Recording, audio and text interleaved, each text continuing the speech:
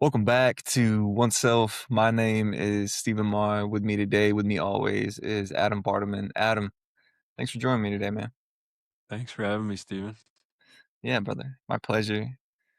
Folks, what we want to discuss today is faith, right? I think automatically people hear that and they have the connotation of religion, right? Faith in the religious context. There's merits to that, right? There's good things about that. To have a blind faith in something is good. There's also problems with it, in my mind, right? Where it's like to not question anything at all or to not take in new information or data can also cause some problems, right? And that's not necessarily a good thing either. But more when it comes to faith, it's the faith within ourselves. Adam's had dark times in his life. I've had dark times in my life. Times where stress or the world or relationships or the people around you you're taking advantage of, your own actions, your own, it might not even be the outside world, right? You're a victim of yourself, not just the outside world around you. You're a victim of your traumas and your upbringing, and not that that's your fault. But again, it's your responsibility to take accountability and take responsibility for that stuff. That's kind of one of our core themes here is, when it comes to the awareness of our behavior, there's a responsibility that comes along with it. And so when you're in the throes of those years, right? When I look at my past, and Adam, maybe when you look at your past as well, it's like when I see some of those moments, and I was like, it was dark. I don't know how it's going to get better. Those hard times give you perspective, right? There's no story without the struggle, and I'm not saying that, um, looking for unnecessary suffering is like necessarily a good thing, or, that I want there to be pain along with your suffering. But, that those challenges are the biggest lessons. Like those challenges are like the biggest teachers, and they make you who you are, ideally for better, sometimes for worse. Um, and hopefully you have the awareness to use those lessons for growth, right? And to become a better person of yourself. So when we talk about faith, Adam, I was raised Catholic, right? Had the Catholic upbringing, like faith in God and faith in, the Catholic doctrine and, all that sort of stuff. But, now that I'm older and, still have that spirituality, but not necessarily the organized aspect of religion, meaning for me. And, and it's more internalized, right? To have the faith within myself to um to change. And I talk about this before as well, where it's like discipline is a form of love, right? It's one of the highest forms of love when you're working out at the gym, when you're trying to take care of your body, having things in moderation, right? And healthy foods most of the time, right? I'm not saying you can't, get an ice cream, whatever, here and there, but it's like you're not doing ice cream every day. It's like that discipline of showing up every day or doing things every day and chipping away at habits maybe that aren't serving you and replacing them with ones that are, is love, right? That's love, in my opinion. And then having that faith in yourself where it's like, just, that first year in the gym, like you might see like incremental changes, but then, you go to the gym for 2 years, 3 years, and you're like, oh my goodness, like that's a drastic change, over that time. And I've seen that in friends, on that physical fitness journey, or just as an example of this analogy, having that faith that you can change something. Mm. um, so yeah, man, those are just opening thoughts. I would love to hear what your take on it, how faith maybe was a word and how you took that word previously, in your younger age, and maybe how you take it now, and what are your Yeah. thoughts on it? Yeah. Growing up in like a very liberal, kind of non religious environment, it was always just something that I sort of associated with organized religion. And I guess I felt it was kind of creepy and weird because it was associated with organized religion. I never really thought about it too much. I never really meditated on the concept of faith. But as we were saying before we hopped on, the idea of faith, we're using faith all the time. Like you just use the gym example, but it's like it applies to anything that we start, any new activity, any new skill. It takes faith to begin that and think like, okay, I'm gonna practice this new thing, and with practice, I will get better. You know, that takes faith because at least for me, there is a part in there like, what if I practice this new thing a lot and I don't get good at it? Like that would suck. Yeah. That would be a waste of time. So that part of the mind thinks.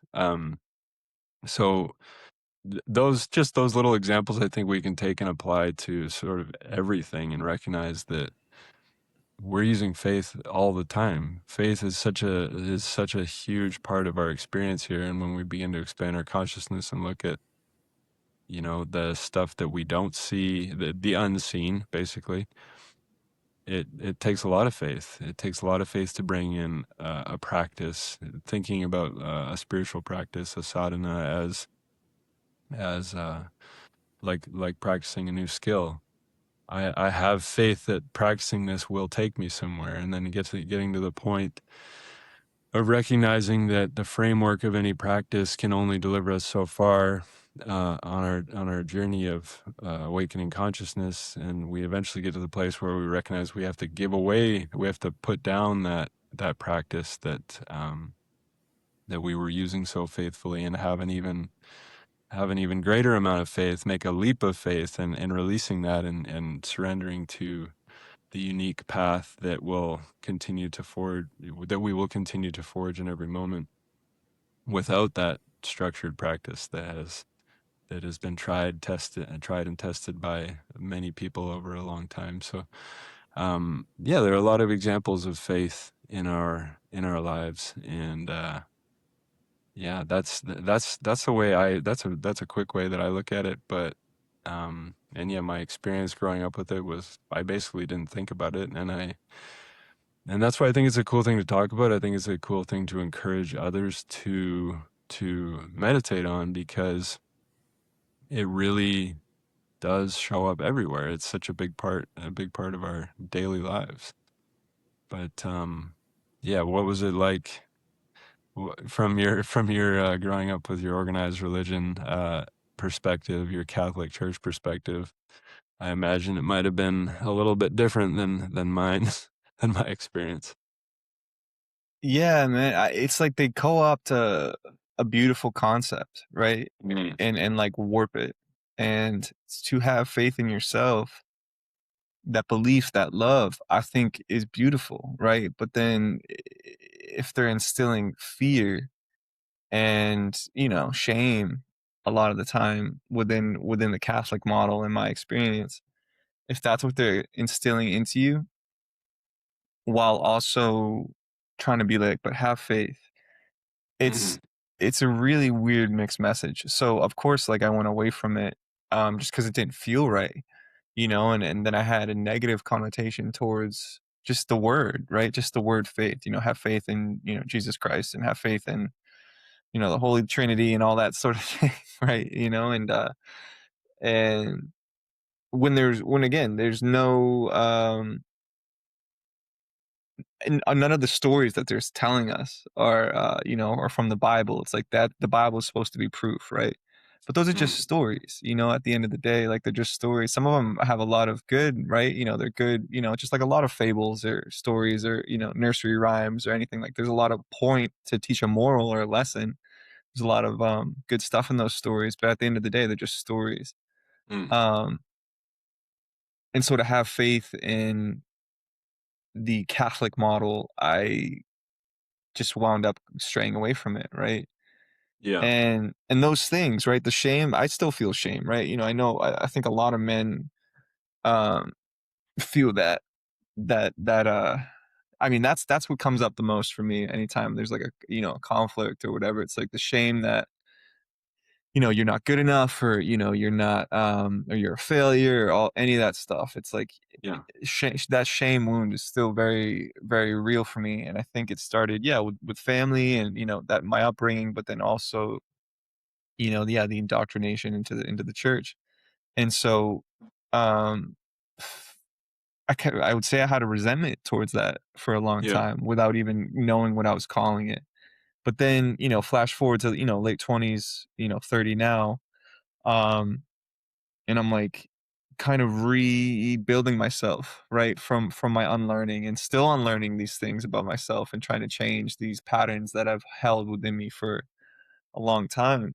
and the definition of faith begins to change, right? Yeah. Because the work that I've put in to these things, even in even in the valleys of my life, when in the peaks as well, it's like the faith has changed of to just self love, and Yeah. just like self love, and then like that guiding light will lead towards good things in other areas of my life. And the work is hard, dude. Like it's like like you've said this before. It's like to stare at it, just to stare at it, just to stare at the things that are wrong with yourself. Because it's like it wants to be seen, it wants to be acknowledged. Like that shame Yeah. wants to be acknowledged. You talk about shadow work and all that sort of stuff, and it's like the more you try to push away the hurt part of yourself, it's like the more it rears its head almost, and it's just like Yeah. the screaming toddler that wants to be acknowledged, Yeah. but it's your own Exactly. mind, right? Well, and it And is in there. yeah, yeah, yeah, Yeah. yeah, the inner child within me, right? Like wants, Yeah. that childlike part of me that was hurt as a Mhm. child, it wants to be acknowledged, it wants to be seen, and it wants to be held, and held with love, and Yeah. and again, I'm not that I'm still working on this, right? You know what I mean? It's like still working on this. Hopefully, maybe if that resonates with anybody listening, this is still a work in progress. That's for myself. So, yeah, but I think that's just where I stand with faith now. Is Yeah. it's much more rooted in self love, and I think despite the craziness of the world, I think we are living in one of the most crazy times to be alive in human history. As far as I'm Yeah. concerned, right? And it's only going to get crazier as far as I can tell. Yeah. um it's like what's the only thing that you can't control is like ourselves, right? And so it's like if the more I apply self-love to myself, it seems to expand outward to my immediate surroundings, right? And Yeah. it's like you want to change the world, change yourself, right? It's like I can't control the Strait of Hormuz or anything like that. It's just I'm just one person, it's completely out of my control. So it's I can't control the price of gasoline, but it's like I can definitely control myself and, make sure that I have the faith that I'm putting in the work. When I was talking about discipline, and it's like to have the confidence in my faith, it's like what's the proof? It's like if I'm doing the work, right? Yeah. And yeah, like I said, if I'm playing in my instrument every day, or if I'm trying, or speaking a new language every day, it's like I feel more confidence when I go do those things, when I have a conversation with that person in a different language, when I play my instrument with other people, it's like I feel that confidence from just the work of doing it. Yeah. And I think the same applies here with like, the faith and the self-love thing. It's like the more I'm just gentle with myself and not undisciplined, like I said, like I'm firm, but I'm also loving with myself. I think that's just the recipe for a great life as far, as long as I'm here. And again, Yeah. work in progress. I am by no means 100% with this. Like this, a lot of this stuff is still coming up, and it's like again, you think you have a handle on it, and then you peel something else back, within yourself.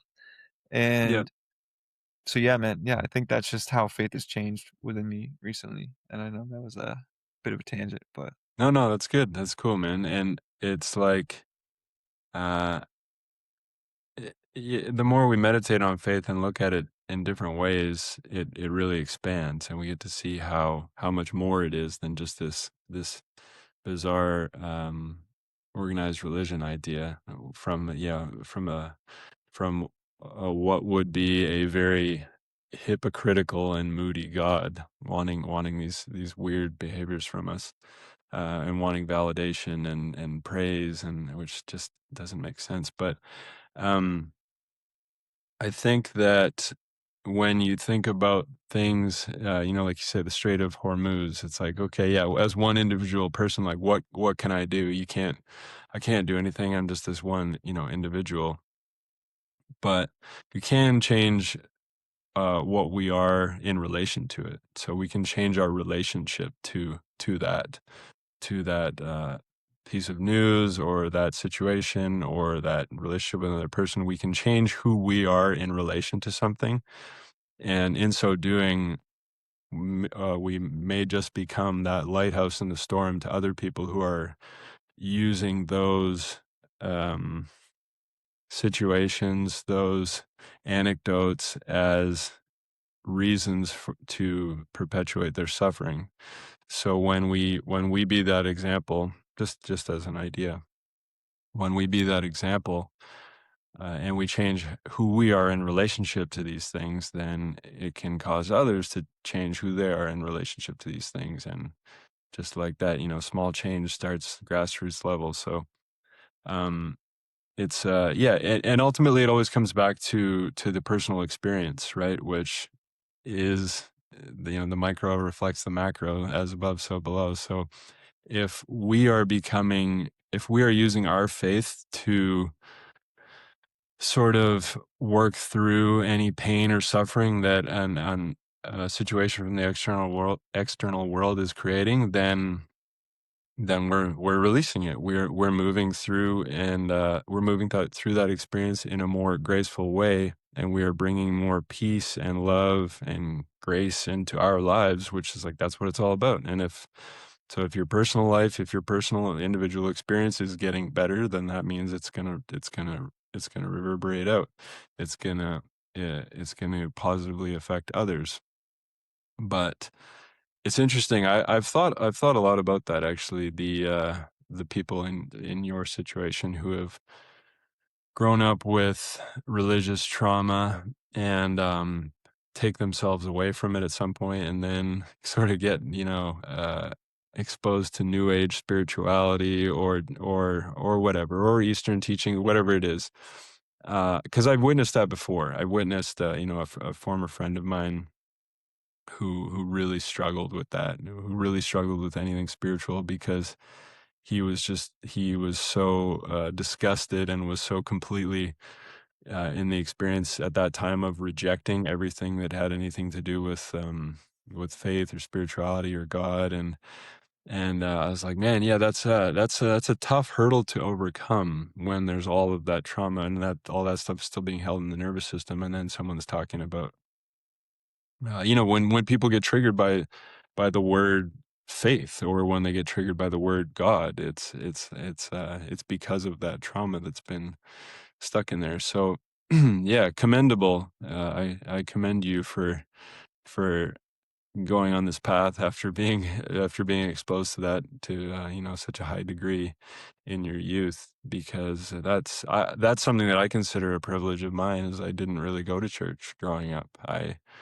didn't have that experience, so and I'm grateful for that. But like, it's not that one thing is better than the other. We recognize that our paths are all unique, and they happen the way that they're supposed to bring our awareness to our own unique path and away from the sort of faith as understood by the whole, like, religion is paint by numbers, prescribed ritualistic practices that don't really get us anywhere. So it's all perfect, but I do at the same time, from that human perspective, really kind of respect the overcoming of that trauma, and to at least to even entertain the idea of exploring faith in a new and more aligned and centered way.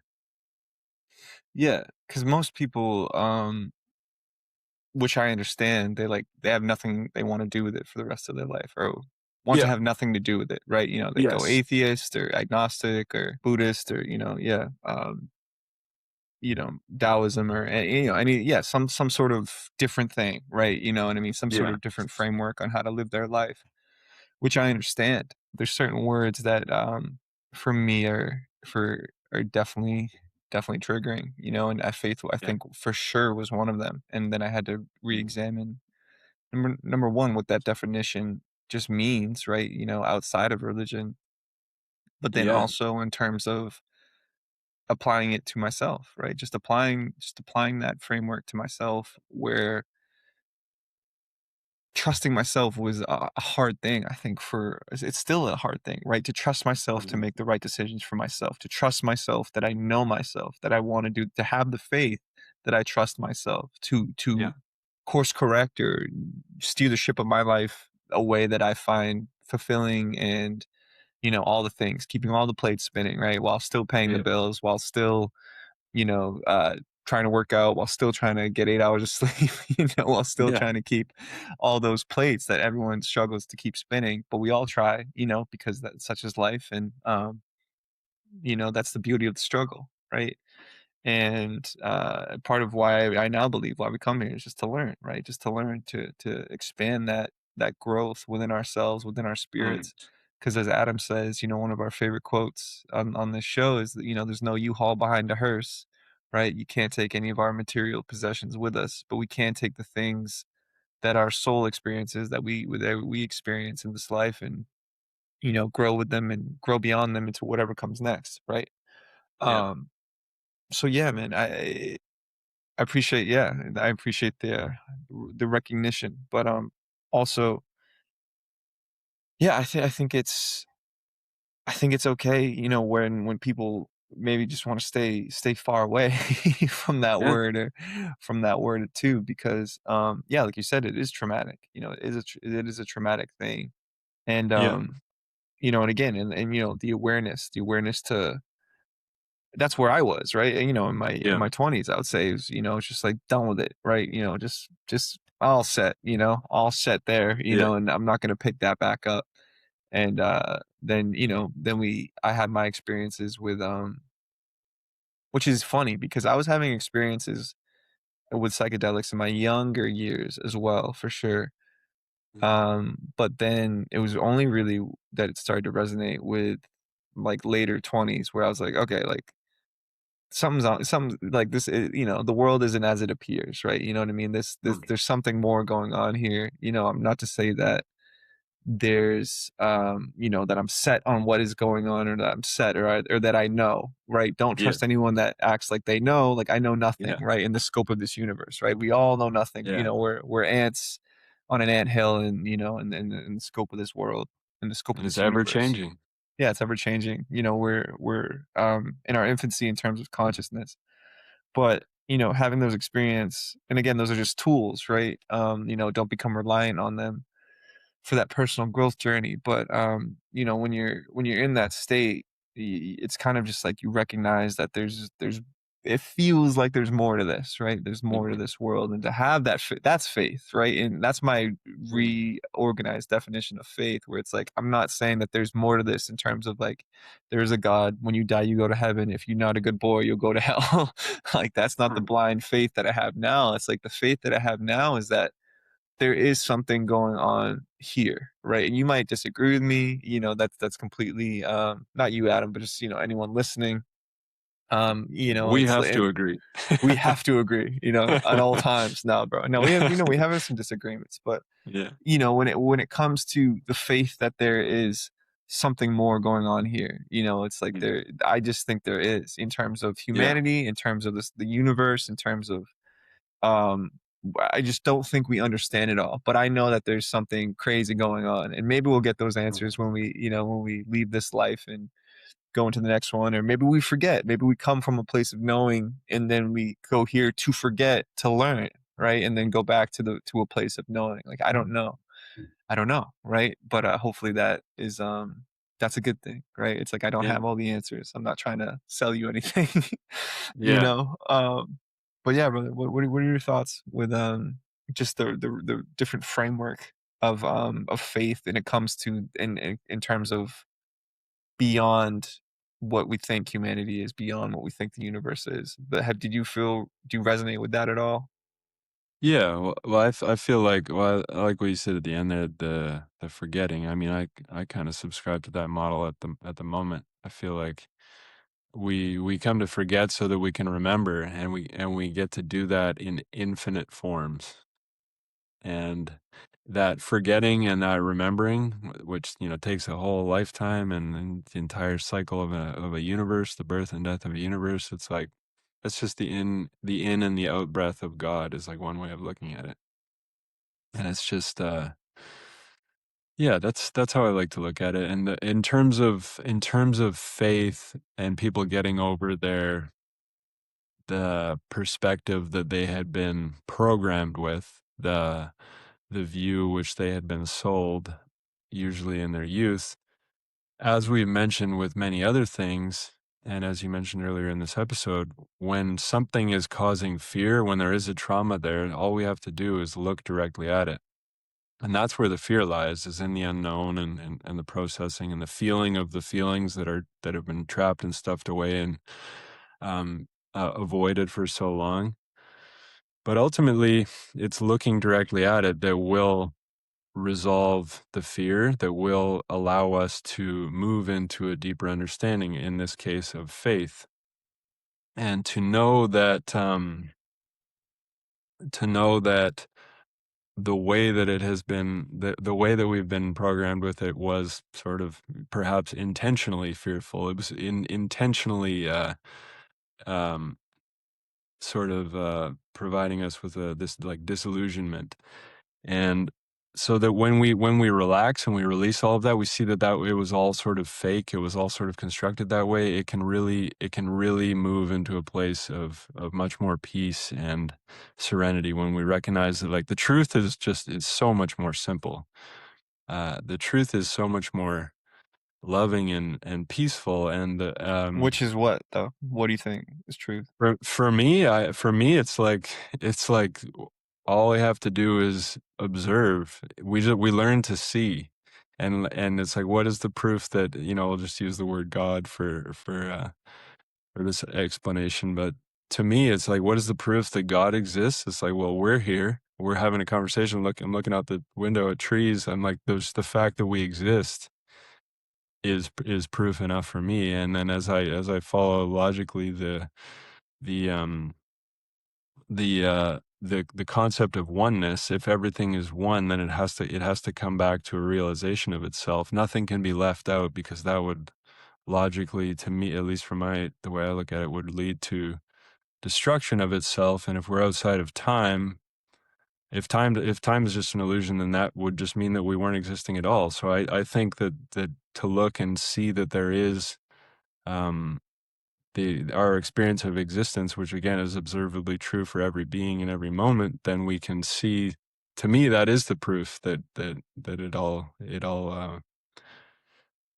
an intelligent, creative force is the truth of our existence. That we exist out in and outside of time. That we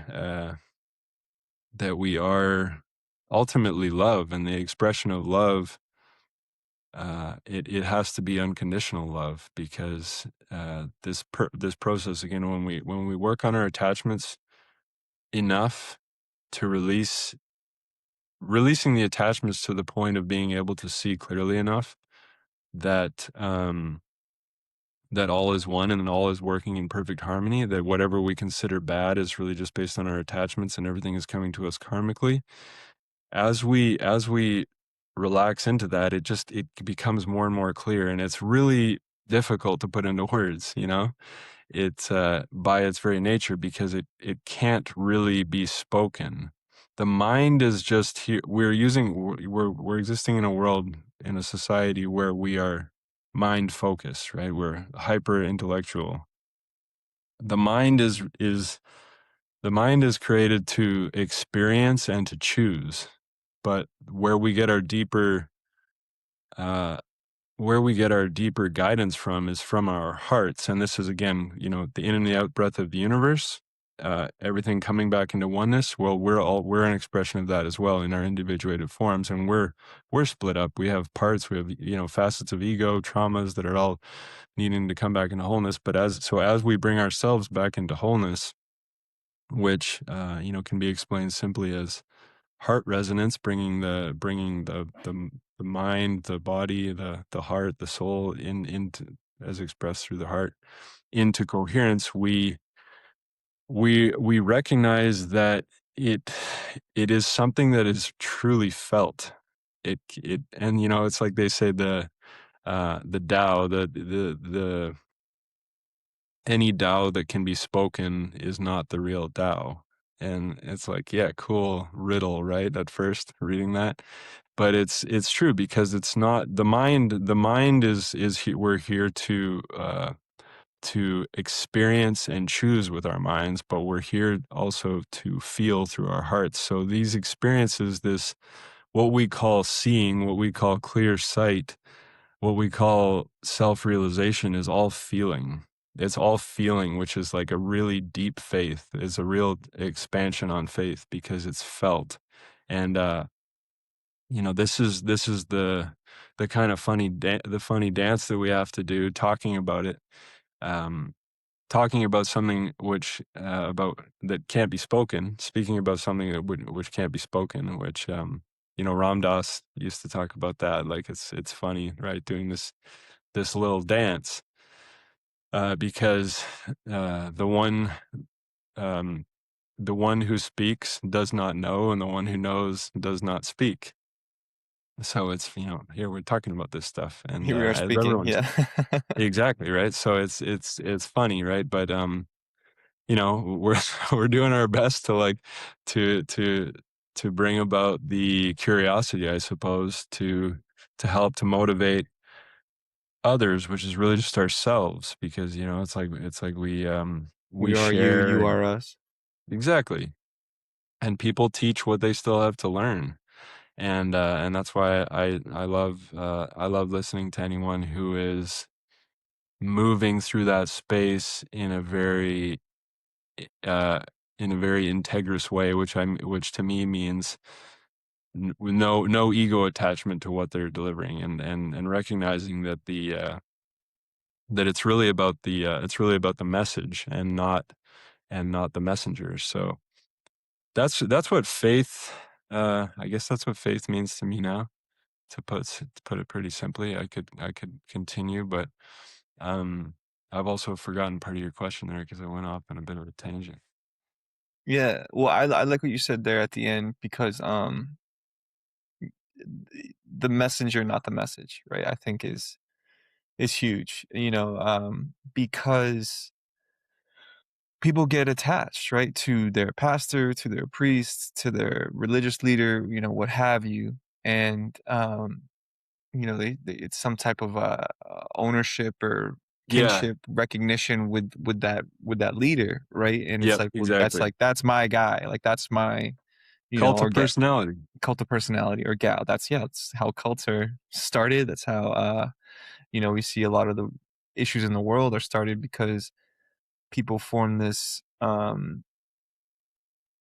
devotion to the Yeah. person and not necessarily the message that they're trying to represent. And Exactly. I think that, bringing it back in kind of the real world, it's like that gets tricky when you have a devotion to a politician, right? Or Yeah. to a leader, because it's like maybe the message you that they're sharing you resonate with, but at the end of the day, don't get attached to that person because they're just a human being, right? And they're Exactly. just like any of us. They're just like you or me, right? They have their flaws, they have their faults. But Yeah. the ideal, right? The ideal of maybe what someone is saying can have merit, right? And Yeah. another example of this is, don't get attached to the artist, right? But like enjoy the art, Mhm. which is another Yeah. example because I'm a musician, right? Obviously love a lot of music, and sometimes musicians are doing not so great stuff, and Yeah. it's like, okay, like do I still want to listen to the music? And it's like I also recognize that that music was made by a lot of people, not just maybe that one person that is a controversial figure. Yeah. So it's like, can I separate the art from the artist? Can I separate the Yeah. message from the messenger as well? Because I think that's we again, attachment, right? I think it's just a Yeah. lesson in non-attachment. Everyone, we get so attached to outcomes, we get so attached to people, we get so attached to teams, to tribes, to sides. Yeah. And And when why? that's and why, because that's where we start to get hairy. You know what I mean? Because That's where violence comes in, so but yeah. yeah. It's like, I was just saying, like, why do we attach to those things? Why do we attach to the team or the tribe or the public figure? And like, well, what do you think? Why do we do that? I think we do that because we just want to be a part of something, right? Largely, right? It's like you want to Yeah. be on the team. You want to be, even if you're a fan, you might not be on the field, but it's like you want to feel Yeah. like you're a part of the team. But why? And why? I think it's kind of the human nature thing, right? Where we we are social creatures. We want the acceptance of the group. We want the Acceptance. yeah, that acceptance, even when, there might be a different tribe on the other side of the street, and we're like, but boo that tribe, you know what I mean? Or boo Yeah. that team. It's like, but when we feel that acceptance with our team or our tribe, that makes us feel safe. It makes us feel There good. you go. Yeah, it's that, Yeah. yeah, it gets back to safety, Yeah. and, which is really what we're all, searching for. A lot of the reasons why anyone does anything from trauma or from whatever. It's, if you're raised in an abusive household, maybe you disassociate to feel safe, or, Yeah. maybe you avoid conflict to feel safe because, in your past conflict was violent, right? So it's like you do things to avoid conflict in your present, right? And so a lot of this stuff comes, yeah, like back to safety and acceptance too. Yeah. And but yeah, brother, yeah. Any thoughts on Yeah. that? Yeah. Well, once we recognize that our safety is is inherent, is guaranteed, that we're just like playing these we're playing a Wait, video game here. speak more on that though. Speak more on that. Like, Yeah.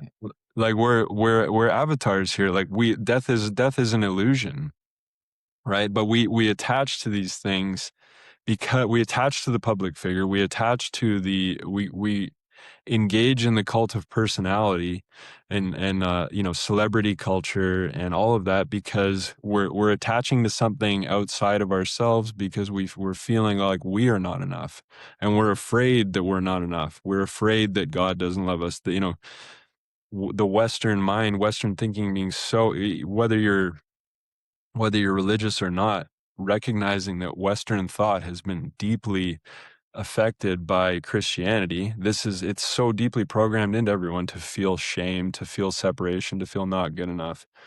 And just look at it I just thought of this yesterday. This just came to me randomly. It's like, who was a really cool guy? Like just imagine the youth pastor or something. Who was a really cool guy? Jesus was a really cool guy. But then I was thinking, I'm like, what was even cooler than Jesus? Well, the words that he was speaking, the word that he was sharing, yeah, because that was the don't get whole attached point. to Jesus. Yeah, Yeah. like his And what message was great.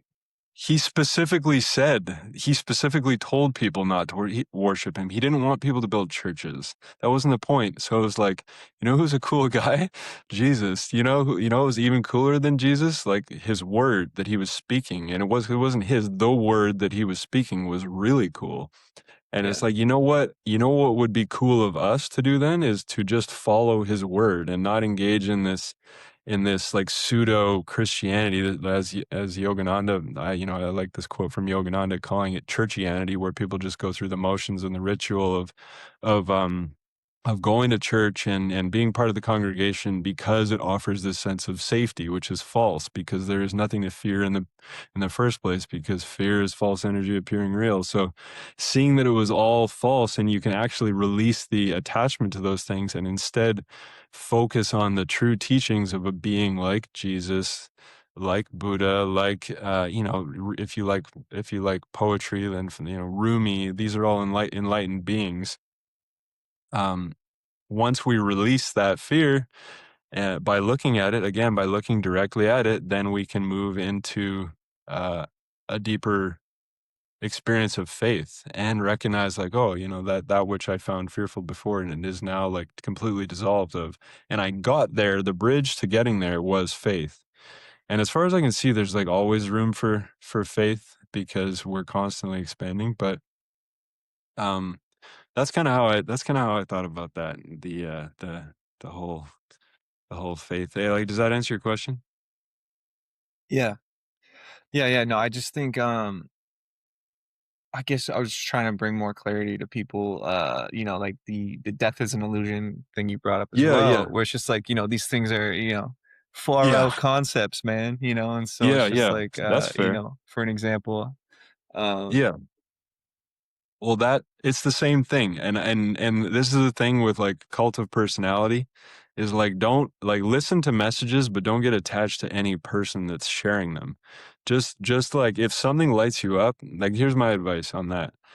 um, which is all, it's very, kind of funny and contradictory and paradoxical and everything. Like, okay, here's my advice, my specific advice. Yeah, But it's like just listen to whatever it is that lights you up, because sometimes, like we've said before, any fool can learn from a master, but only a master can learn from a fool. So don't write anybody off. Don't write anything off. Listen to all of it and put it through the filter of your discernment, of your mind, and your intuition and your heart, and see how it feels, what you think about something, and try it on for size. Just try it on for size. See if it makes sense in your experience. And if there is fear that's being held on to, it's again just looking at it. If we look directly at something, it will unravel. If you meditate on death for long enough, you will see that it is an illusion, because my opinion is, sure, that's, I'm speaking in very absolute terms here, but you will see that it's an illusion. This came to me at one time, like a few years ago. I was sitting on a bench watching a bird, and so, like, I just watching a bird do bird things, and I was like, man, that's just, far out. Just look at this beautiful little being flapping around doing its thing, looking for seeds and crumbs and stuff. And then it was like, just this is just a random experience. And then a few days later, I was back in a city, and I was sitting next to a lake watching a bird somewhere. A couple days later, I'm back in a city, and I see a dead bird on a road, like I think it had been hit by a car. And I hadn't even been thinking about that previous bird that I was watching, while I was sitting on a bench next to a lake. But I see this dead bird on the ground, and I just had this moment, just this flash of awareness where it was like, "That's the same exact thing." That dead bird and the live bird are the same exact thing. They're different expressions, they're different parts of the chain, but it's the same thing. There's no death. Like, there's only life, there's only life-changing forms. And, but yeah, again, don't take my word for it, just meditate on it. Like, really meditate on death. That's actually that's a common piece of advice from many spiritual teachings. There's a, I think it's Tibetan, or maybe like even a sect of Tibetan Buddhism. I'm not entirely sure on this, so don't quote me on it. Go do your own research. But there is a practice, which I believe is in Tibetan Buddhism, where monks will sit with the body of a dead monk, a monk who has left their body, and they'll sit in the room. They'll sit in one room, and not leave it for several days with the body, and they will watch the body decay. So this person that was, maybe a senior monk that they've known for years, decades, has left their body, and they're now sitting in the room watching the body decompose and going through all the smells and all the stuff. And um and it's like, okay, yeah, cool. I feel like I can understand why they're doing that. Like, I don't need to do that, but the actual experience of, not that I've done it, but I can imagine the experience of actually sitting in there, being with the decomposing body. It would help to unravel the attachment that we have to the body, and recognizing that the body is so finite, and it is a finite expression. yeah, And that sort of thing. It's like, the more, however it comes to you, if you have the opportunity to meditate on death, if you ever have the opportunity to think about ones that have passed, or think about the potential passing of people that it's something that doesn't end up. The ego wants to say, "Oh, that's morbid. That's not something we should focus on." But it's actually very life affirming to meditate on death, because ultimately it's just like, it's the same door, like they say, it's like the kitchen door that swings both ways. It's yeah. that's Birth and death. Yeah, birth and death is the same exact vibration, as a friend of mine used to say.